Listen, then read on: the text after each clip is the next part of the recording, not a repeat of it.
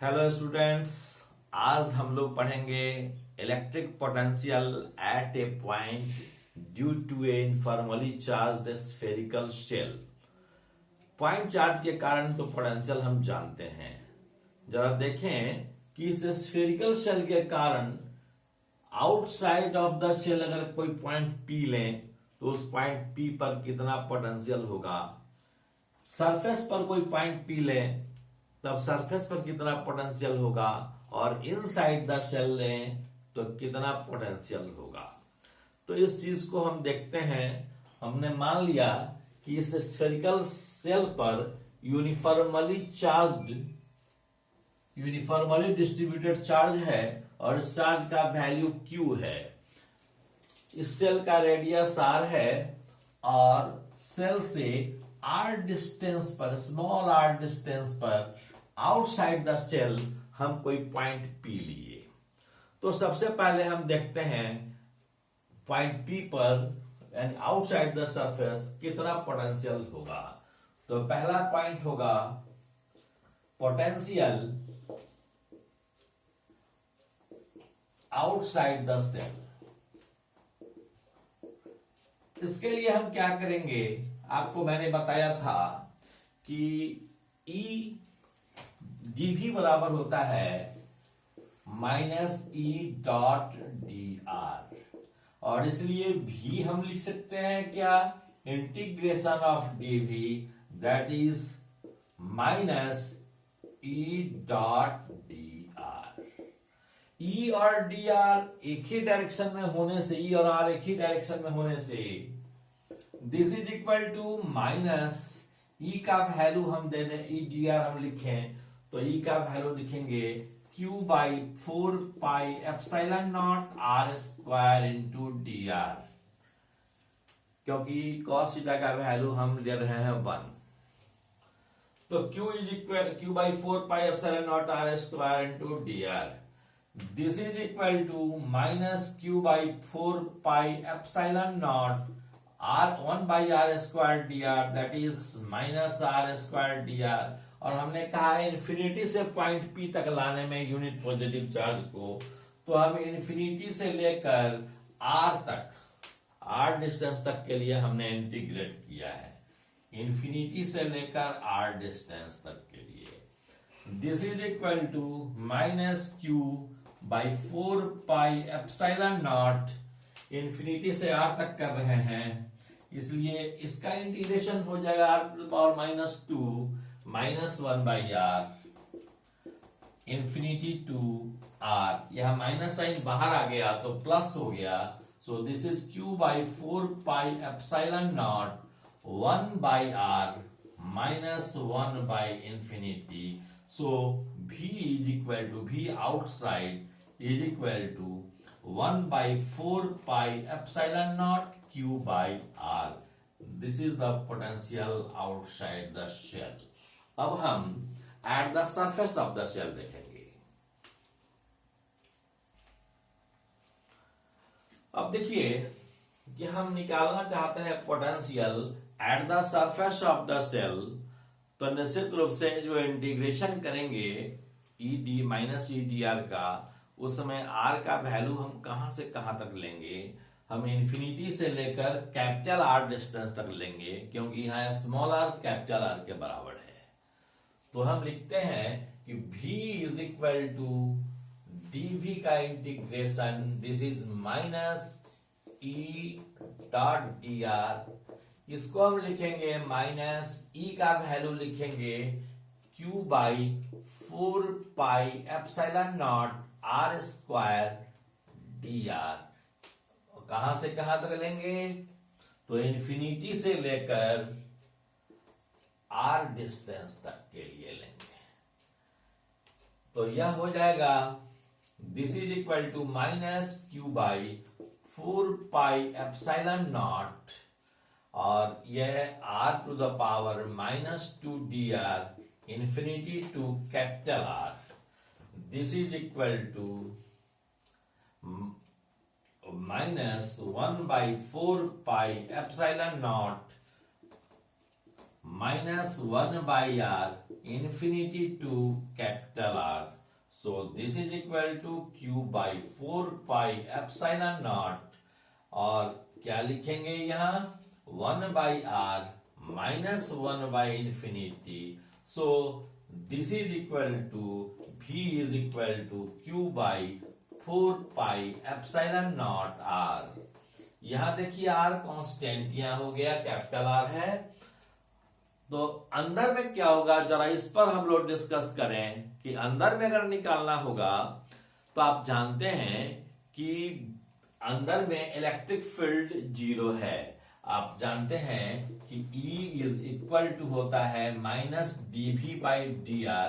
अगर E 0 हम रखेंगे तो V क्या हो जाएगा, V कांस्टेंट हो जाएगा, और जब V कांस्टेंट हो जाएगा इसका मतलब क्या होगा, V कांस्टेंट हो जाएगा मतलब कि जो पोटेंशियल यहां है अंदर में कहीं भी उतना ही पोटेंशियल होगा, that is q by 4 pi epsilon not capital R। इस तीसरे केस को मैं एक बार फिर से डिस्कस करता हूं।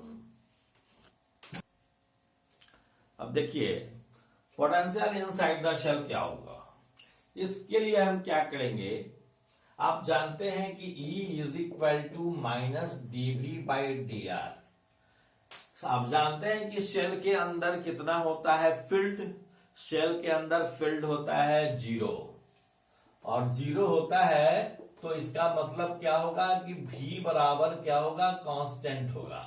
अब जरा सोचिए कि हम इन्फिनिटी से लेकर इस सरफेस तक लाने में किया गया वर्डन, यूनिट पॉजिटिव चार्ज को लाने में किया गया वर्डन हमने निकाला था q by 4 pi epsilon not into capital R। तो इन्फिनिटी से पॉइंट P तक लाने में किया गया वर्डन क्या होगा। आप जानते हैं कि अंदर में इलेक्ट्रिक फील्ड 0 है, तो इलेक्ट्रिक फील्ड अगर 0 है तो इस सरफेस से यहां तक लाने में किया गया वर्डन तो 0 होगा। तो इन्फिनिटी से सरफेस तक लाने में किया गया वर्डन प्लस इस सरफेस से P पॉइंट तक लाने में किया गया वर्डन निकालेंगे, तो इन्फिनिटी से यहां तक लाने में किया गया वर्डन होगा q by 4 pi epsilon not capital R, और यहां से यहां तक लाने में किया गया वर्डन हो गया 0। सो इसका मतलब क्या हुआ, इन्फिनिटी से P तक लाने में किया गया वर्डन होगा कितना, q by 4 pi epsilon not into capital R। तो इसका मतलब होगा कि V इनसाइड बराबर क्या होगा कि इन्फिनिटी से Q तक लाने में किया गया वर्डन प्लस यहां से यहां तक लाने में किया गया वर्डन, यह बराबर हो जाएगा q by 4 pi epsilon naught R। इसलिए V is equal to q by 4 pi epsilon naught R, अर्थात यहां से लेकर सरफेस तक पोटेंशियल कांस्टेंट होगा। Okay, thank you. इस पर हम लोग कुछ डिस्कशन करेंगे। सपोज कीजिए कि you have 3 concentric shells A, B and C. These cells have radii RA, RB and RC respectively. QA, QB and QC charge are existing at these cells. एक A, B, C 3 sales हैं, concentric sales हैं, और इन पर का radius है RA, RB और RC, और इन पर चार्जेज हैं क्रमशः QA, QB और QC। हम A पर, B पर और C पर पोटेंशियल निकालना चाहते हैं, यह पोटेंशियल क्या होगा। सबसे पहले हम देखें कि A पर पोटेंशियल क्या होगा। Potential eight A, this is VA। VA क्या होगा, VA के कारण पोटेंशियल जो होगा QA चार्ज के कारण भी होगा, QB चार्ज के कारण भी होगा और QC चार्ज के कारण भी होगा। हमने अभी अभी बताया था कि कोई सेल है और इसका रेडियस अगर R है तो पोटेंशियल सरफेस पर क्या होता है या सरफेस के अंदर क्या होता है, यह होता है V बराबर Q by 4 pi epsilon naught R, इस पर चार्ज Q है। ठीक उसी तरह से इस सेल के कारण, इस सेल पर चार्ज QA के कारण इस सेल पर कितना पोटेंशियल होगा, तो VA is equal to QA divided by 4 pi epsilon naught RA। उसी तरह से सेल बी पर कितना पोटेंशियल होगा, अच्छा केवल यही पोटेंशियल नहीं होगा, ए पर जो पोटेंशियल होगा केवल क्यूए चार्ज के कारण नहीं होगा बल्कि क्यूबी और क्यूसी चार्ज के कारण भी होगा। तो क्यूबी चार्ज के कारण कितना पोटेंशियल होगा, this will be Q B by 4 pi epsilon naught R B. यह क्यूबी चार्ज के कारण पोटेंशियल होगा। और क्यूसी चार्ज के कारण कितना होगा, plus Q C by 4 pi epsilon naught R C. यह क्यों होगा, क्योंकि क्यूसी चार्ज के कारण जितना सरफेस पर पोटेंशियल होगा, क्यूसी चार्ज के कारण अंदर भी पोटेंशियल उतना ही होगा, कांस्टेंट ही होगा। मैंने बताया था कि V is equal to Q by 4 pi epsilon naught R केवल बाहरी शेल के कारण, बाहरी शेल के सरफेस पर ही नहीं है बल्कि अंदर में भी इतना ही पोटेंशियल है। इसलिए क्यूसी चार्ज के कारण पोटेंशियल यहां यहां या यहां इसी के बराबर होगा। उसी तरह से क्यूबी चार्ज के कारण पोटेंशियल यहां या यहां यही होगा। तो हमने तीनों के चार्ज के कारण पोटेंशियल निकाला और जोड़ दिया।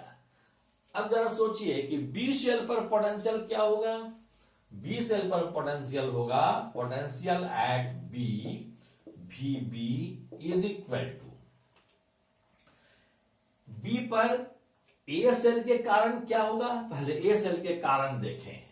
ए सेल के कारण होगा 1 by 4 pi epsilon not Q A by, यहां से सेल बी की दूरी क्या है, यह सेल बी की दूरी है आर बी, तो आर बी का यह आर बी हुआ, plus 1 by 4 pi epsilon not.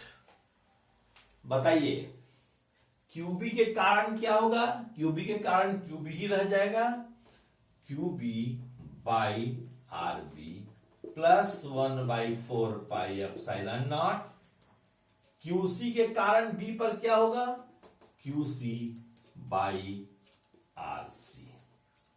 ये हो गया किसके कारण, ये बी सेल पर पोटेंशियल हुआ ए के कारण, बी के कारण और सी के कारण, दैट इज क्यूए के कारण, क्यूबी के कारण और क्यूसी के कारण।